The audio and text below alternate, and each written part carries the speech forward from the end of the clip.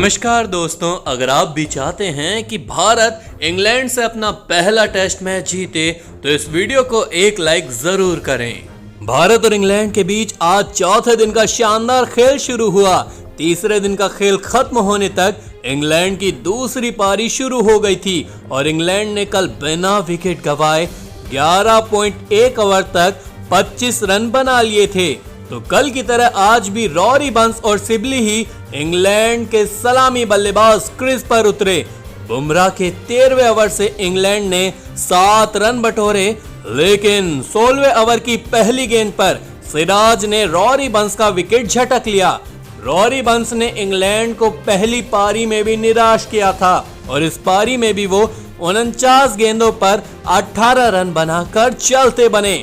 आपको बता दें, रॉरी बंस ने 3 चौके भी लगाए। अब मैदान पर उतरे जैक क्रॉली और उन्होंने आते ही सिराज को चौका जड़ दिया। वो सोच रहे थे कि विकेट गिरने के बाद वो दबाव में ना आ जाएं, तो उन्होंने सिराज के इसी ओवर में 6 रन बनाए, लेकिन बुमराह को शायद ये पसंद नहीं आया। 17वें ओवर की आखिरी गेंद पर बुमराह ने कहा कि जैक भाई, आप ड्रीम 11 पर टीम बनाओ, मैच हम खेल लेंगे। तो दोस्तों, क्रॉली सिर्फ 6 रन बनाकर पवेलियन चलते बने। अब मैदान पर आए कप्तान जो रूट। अब वो आए तो ये तो तय था कि विकेट तो वो रोक ही लेंगे, लेकिन सिबली और रूट ने तो गजब की बल्लेबाजी करना शुरू कर दी। ना विकेट दे रहे थे बल्कि चौके भी लगा रहे थे। तो दोस्तों, आलम ये रहा कि पहला सेशन खत्म होने तक यानी लंच ब्रेक तक इंग्लैंड ने 2 विकेट के नुकसान पर 28.5 ओवर तक 94 रन बना लिए थे।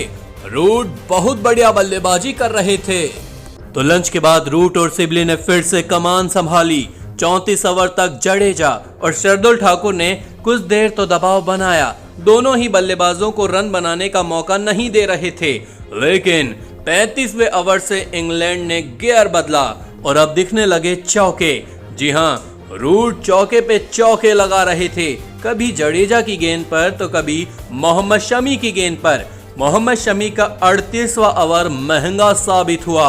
रूट ने 2 शानदार चौके लगाए और इसी ओवर में रूट ने अपना बेहतरीन अर्धशतक भी लगाया। रूट जिस हिसाब से चौके लगा रहे थे, भारत के लिए सरदर्द बन रहे थे, क्योंकि आज चौथा दिन था और रूट है कि ढह चौके ढह चौके। खैर, बुमराह ने रूट के जोड़ीदार को तो 46वें ओवर में पवेलियन का रास्ता नपवा दिया। बुमराह ने 5वीं गेंद पर सिबली का विकेट झटका। सिबली ने 133 गेंदों पर 28 रन बनाए और रूट का बखूबी साथ निभाया। 2 चौके भी लगाए। अब सिबली गए बेस्टो आए, लेकिन रूट कहां रुकने वाले थे। चौके तो ऐसे निकाल रहे थे जैसे कि T20 मैच खेल रहे हो। शमी और सिराज की तो रूट ने अच्छे से खबर ली, साथ ही साथ बेस्टो भी हाथ आजमा रहे थे। रूट का विकेट लेना बहुत जरूरी हो गया था। खैर, 58वें ओवर में विकेट तो मिला, लेकिन बेस्टो का। जी हाँ दोस्तों, मैच के 58वें ओवर की तीसरी गेंद पर सिराज ने गेंद डाली और बेस्टो जडेजा को कैच थमा बैठे और जडेजा के हाथों पर गेंद चुंबक का काम करती है, वो लपक ही लेते हैं। हालांकि बेस्टो ने 50 गेंदों पर 30 रनों की पारी खेली, जिसमें 4 चौके शामिल थे। अब रूट का साथ देने आए लॉरेंस। दोस्तों, आपको बता दें कि 62 ओवर खत्म होने तक इंग्लैंड ने 4 विकेट के नुकसान पर 189 रन बना लिए थे, यानी 189, और अब तक इंग्लैंड 94 यानी 94 रनों की लीड भी ले चुकी थी। 62 ओवर तक रूट 121 गेंदों पर 88 रन बना चुके थे। 65वें ओवर में लॉरेंस ने अपने हाथ खोल दिए। ये ओवर करा रहे थे शार्दुल ठाकुर, लेकिन शार्दुल ठाकुर ने इसी ओवर की 5वीं गेंद पर लॉरेंस को चलता किया और लॉरेंस ने अपनी इस पारी में 32 गेंदों पर 25 रन बनाए, जिसमें 4 चौके शामिल थे। अब मैदान पर कप्तान जो रूट का साथ देने आए जॉश बटलर और 70 ओवर होने के बाद टी ब्रेक हुआ। टी ब्रेक तक इंग्लैंड ने 5 विकेट के नुकसान पर 235 रन बना लिए थे। रूट 138 गेंदों पर 96 रन पर खेल रहे थे, वहीं बटलर ने 20 गेंदों पर 15 रन बनाए थे। टी ब्रेक के बाद शार्दुल ने एक और शिकार किया। जी हां, 71वां ओवर डालने आए शार्दुल ने दूसरी गेंद पर बटलर को सीधा क्लीन बोल्ड किया।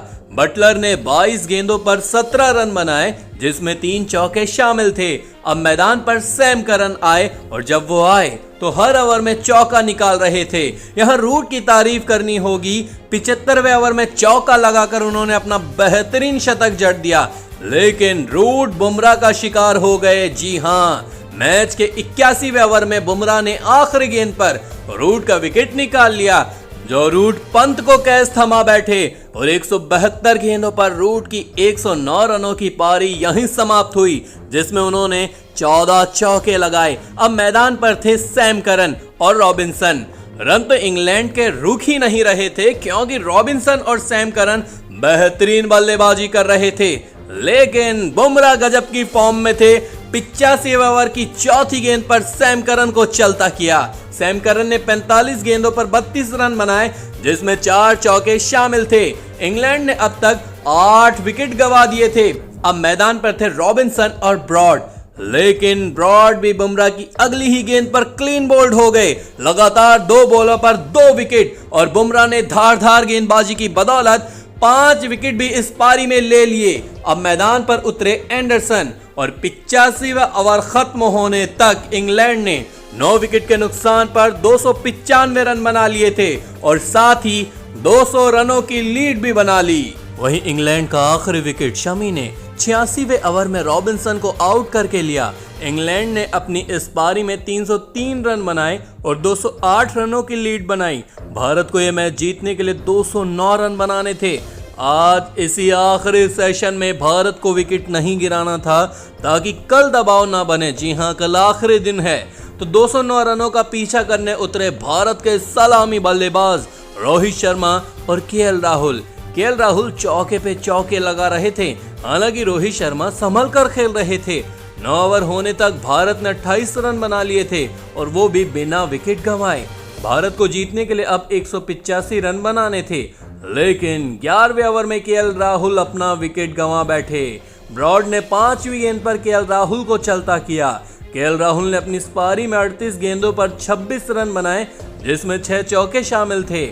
अब मैदान पर आए पुजारा और 11 ओवर का खेल खत्म होने तक भारत ने 1 विकेट के नुकसान पर 34 रन बनाए और 175 रन जीतने के लिए चाहिए थे। और पुजारा आज फॉर्म में दिखे, उन्होंने 3 चौके भी लगाए। आपको बता दें कि आज के दिन का खेल खत्म होने तक 14 ओवर तक भारत ने 1 विकेट के नुकसान पर 52 रन बना लिए थे और अब भारत को जीतने के लिए 157 रन बनाने थे। तो कल का इंतजार रहेगा।